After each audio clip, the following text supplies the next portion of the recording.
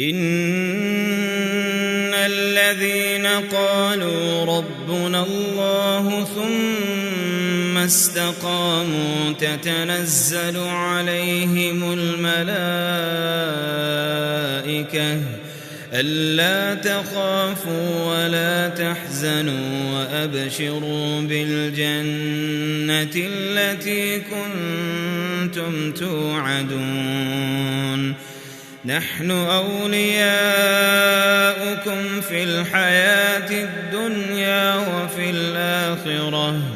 ولكم فيها ما تشتهي أنفسكم ولكم فيها ما تدعون نزلا من غفور رحيم ومن أحسن قولا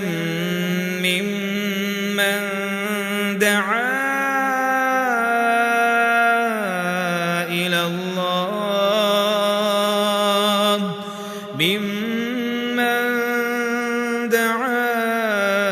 إلى الله وعمل صالحا وقال إنني من المسلمين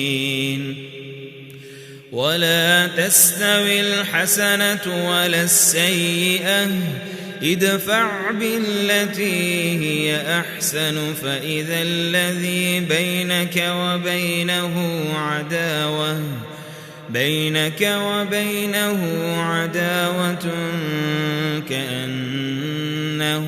ولي حميم وما يلقاها